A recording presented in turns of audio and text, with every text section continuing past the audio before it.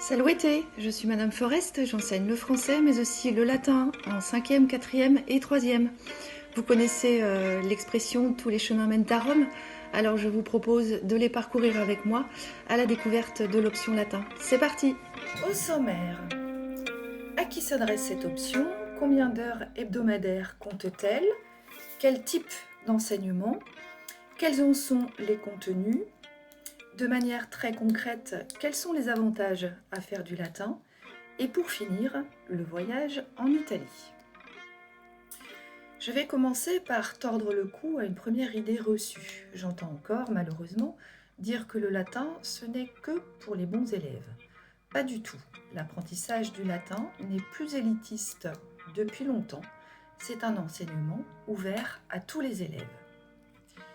Il suffit d'être curieux, avide de découvertes, être intéressé soit par les langues, la civilisation, l'histoire, l'archéologie, la mythologie gréco-latine, les arts, les sciences et les techniques, ou tout à la fois. En 5e, il y a 1 heure par semaine, puis cela passe à 2 heures par semaine en 4e et en 3e. Le latin récompense l'engagement et l'investissement des élèves. Ils obtiennent de 10 à 20 points supplémentaires pour l'obtention du brevet des collèges en fin de 3e. Une autre idée préconçue, c'est faire du latin, c'est barbant. Fort heureusement, l'enseignement du latin a été dépoussiéré. L'exercice du thème a été sacrifié sur l'autel de Jupiter, l'exercice de l'aversion a suivi un régime minceur. Par ailleurs, les cours sont vivants et modernes avec l'emploi des outils numériques, de supports vidéo, et les élèves sont acteurs grâce à la pédagogie de projet ludique. Qu'allez-vous apprendre?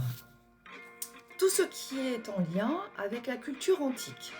Donc la mythologie gréco-latine, la civilisation, c'est-à-dire la vie quotidienne des Romains, l'histoire romaine avec un grand H, les arts dans l'Antiquité et la littérature latine pour créer des liens avec la littérature française.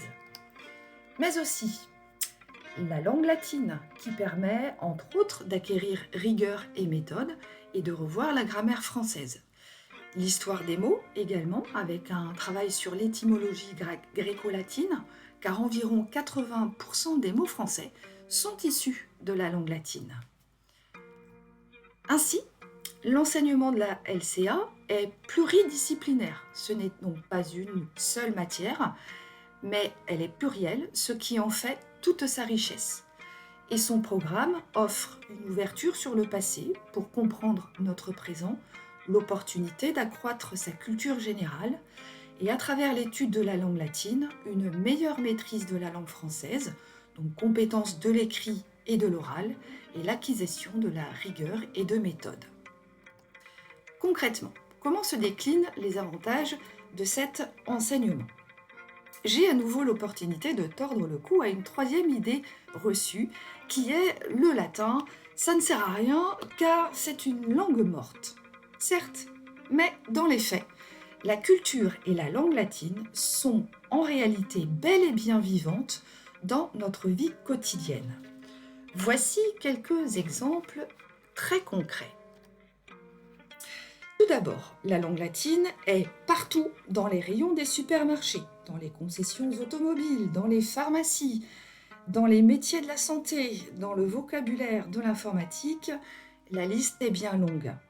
Avez-vous trouvé la réponse à la devinette? Il s'agit de la marque de sport ASICS. Faire du latin permet donc de comprendre toutes ces références modernes inspirées par l'Antiquité. Par ailleurs, grâce à l'étude de l'étymologie gréco-latine, les élèves engrangent un vocabulaire riche et varié, ce qui est un atout considérable à la fois pour comprendre les textes, mais aussi pour s'exprimer à l'écrit et à l'oral. Plus on possède de mots de vocabulaire, et plus on est capable d'exprimer ses idées de manière pertinente. La culture romaine, antique, est également présente dans le cinéma, les jeux vidéo, les jeux de société, les livres et les bandes dessinées. Latine loquimini. Et oui, de nombreux mots latins ou expressions ont été incorporés dans le vocabulaire français sans même que l'orthographe ne s'en trouve modifiée. Ainsi, tous les mots que vous découvrez sur cette vignette se trouvent dans le dictionnaire latin. Un autre avantage, et non des moindres, l'orthographe lexicale des mots français s'explique et se comprend grâce à la connaissance des mots latins et grecs. Ainsi, on progresse à coup sûr en orthographe. Un exemple parmi ceux que je vous propose. Un latiniste sera avantagé s'il a à écrire le mot pisciculture. En effet, c'est un mot dérivé du latin piscis. Vous entendez dans la prononciation la présence du S et du C que l'on retrouve dans l'orthographe du mot français. C'est la même chose pour le mot plus courant, le temps. Il vient d'un mot latin qui se prononce tempus. On entend bien à nouveau la présence du P et du S. De plus, l'étude du latin est une aide précieuse pour l'apprentissage des langues vivantes, en français, comme nous venons de le voir, mais aussi en espagnol, en allemand, en italien et en anglais. C'est un voyage pédagogique et culturel proposé à tous les élèves latinistes volontaires de la 5e à la 3e. C'est une belle opportunité pour les élèves d'appréhender le programme de manière très concrète. Vous reconnaîtrez le célèbre Colisée, symbole de la civilisation des loisirs, né il y a longtemps chez les Romains. Le Circus Maximus, lieu où se déroulaient les courses de chars, ancêtre du tiercé, car les paris allaient bon train. Mais aussi les thermes de Caracalla, le Forum, le site d'Herculanum, la villa de l'empereur Adrien, le musée archéologique de Naples, la place et la basilique Saint-Pierre, et tant d'autres choses encore. Sans compter également, et c'est aussi très important, les moments de partage et de complicité. Pour résumer, choisir le latin, c'est avoir accès à tout cela. Sotto l'ombra di un bel fior, tutte le genti che passeranno, oh bella ciao, bella ciao, bella. Je vous remercie pour votre attention. J'espère qu'avec tous ces éléments, vous pourrez faire votre choix plus facilement. Au plaisir de vous voir en classe ou à l'été.